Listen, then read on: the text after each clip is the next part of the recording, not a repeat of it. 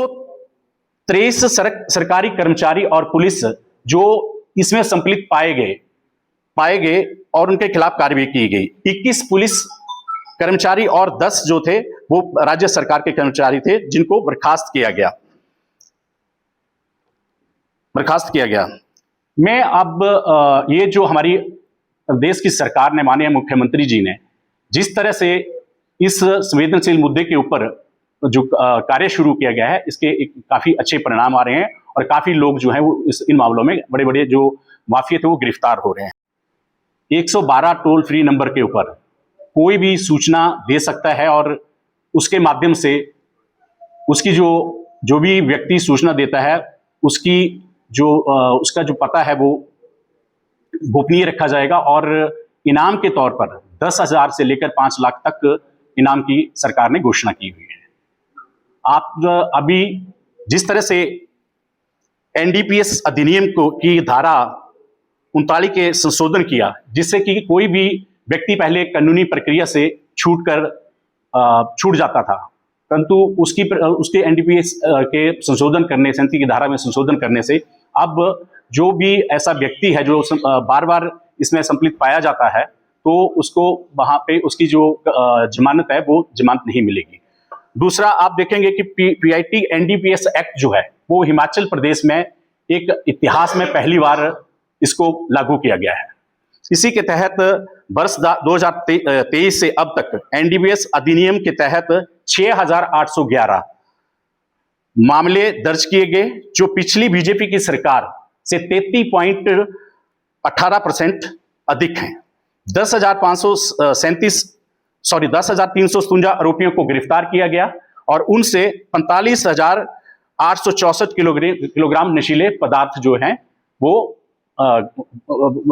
जब्त किए गए। 174 बड़े नशा तस्करी और माफिए पीआईटी एनडीपीएस एक्ट के तहत हिरासत में लिए गए। 2026 में इसी एक्ट के तहत 32 और आरोपियों को गिरफ्तार किया गया। एसटीएफ ने 701 ऐसे मामले थे जिनकी संपत्तियों को फ्रीज करने के लिए जांच शुरू की गई। उसमें से 300 ऐसी मामले पाए गए, वित्तीय मामले पाए गए जो फ्रीज करने के लिए चिन्हित किया गया। उनमें से 76 अवैध संपत्ति चिन्हित की गई और 17 मामलों में उनकी जो संपत्ति थी उसको ध्वस्त कर दिया गया और बेदखली की गई। कि वो उन बयानों से अनभिज्ञ हैं कि वो कह रहे हैं कि एक राजनीतिक व्यक्ति को कन्वीनर कम एडवाइजर की पद पे बैठा दिया। तो मैं जानना चाहता हूं उनसे कि वो बताएं कि ऐसे कौन से नॉर्म्स थे जब उनकी नियुक्ति हुई थी और वो किस नॉर्म्स के तहत उनकी नियुक्ति हुई थी और उनकी नियुक्ति के लिए क्या उसके लिए आवेदन किया गया था या उसकी वो करने के लिए कोई उसके लिए एडवर्टाइजमेंट निकाली थी। तो ये नियुक्तियां जो होती हैं ये माननीय मुख्यमंत्री का विशेषाधिकार होता है और अगर उनको उसके ऊपर नियुक्ति दी गई थी तो वो उसमें के जो पूर्व के बीजेपी सरकार थी उनके विशेषाधिकार में था, उन्होंने उनकी नियुक्ति की। माननीय मुख्यमंत्री ठाकुर सुखविंदर सिंह सुक्खू जी हैं और वो जो उनको प्रेरोगेटिव है और जो उनका एक अपना वो है, वो उसके ऊपर किसको कहाँ बैठाना चाहते हैं, कहाँ उनको लगाना चाहते हैं, वो उनका अपनी सोच है। तो मैं सिर्फ इतना कहना चाहूंगा कि पूर्व कन्वीनर जो हैं वो एडवाइजर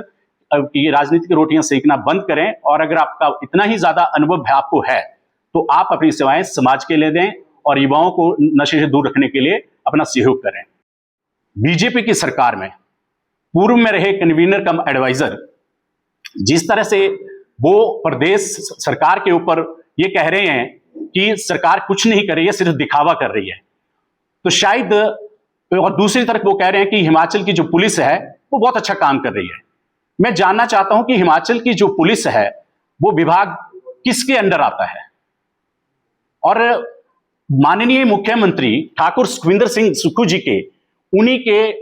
आदेशों के साथ हिमाचल प्रदेश की पुलिस जो कार्य कर रही है। एक तरफ तो वो कह रहे हैं कि पुलिस विभाग बहुत अच्छा काम कर रहा है, दूसरी तरफ वो कह रहे हैं कि सरकार कुछ नहीं कर रही है। तो मैं जानना चाहता हूं कि वो पूर्व में कन्वीनर कम एडवाइजर थे, ये बताएं कि हिमाचल प्रदेश के अंदर उन्होंने कितने ऐसे आयोजन किए गए वॉकथॉन के लिए और नशे के विरोध के लिए उन्होंने कौन सा अभियान छेड़ रखा था और उन्होंने पूरे हिमाचल प्रदेश में वो कितनी जगह जाकर उन्होंने ऐसे अभियान और ऐसा जो कोई ऐसे कार्यक्रम किए जिससे कि नशे के विरुद्ध जो है तो एक लड़ाई लड़ी जा सकती है। उनके 2 वर्ष के कार्यकाल में शायद ही उन्होंने एक बोर्ड की मीटिंग की है, उसके अलावा उन्होंने कोई मीटिंग नहीं की कहीं आज तक। इससे पहले शायद किसी को यह पता ही नहीं था कि यह भी एक बोर्ड होता है। पहली बार जब हिमाचल प्रदेश की सरकार के साथ बोर्ड काम करके आगे बढ़ रहा है और जो हमारे पूर्व कन्वीनर हैं वो सिर्फ अपने बयानबाजी करके एक राजनीतिक रोटियां सेकने का काम कर रहे हैं, परंतु धरातल पर उन्होंने कुछ नहीं किया। नीति बनाना आसान होती है, पॉलिसियां बनाना आसान होती है, परंतु धरातल पर उनको लेकर जाना और उसके जो परिणाम हैं वो भी दिखाने पड़ते हैं। इसलिए आज जो उनकी जो पॉलिसियां हैं उनके ऊपर भी रिव्यू हो रहा है,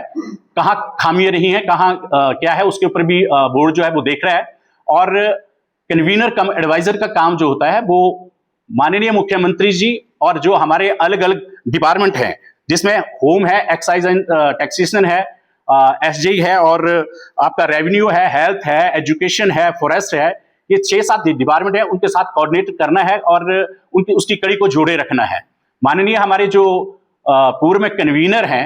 वो शायद इस बात को भूल चुके हैं कि नीति बनाना और धरातल पर उसको लाने में बहुत फर्क होता है।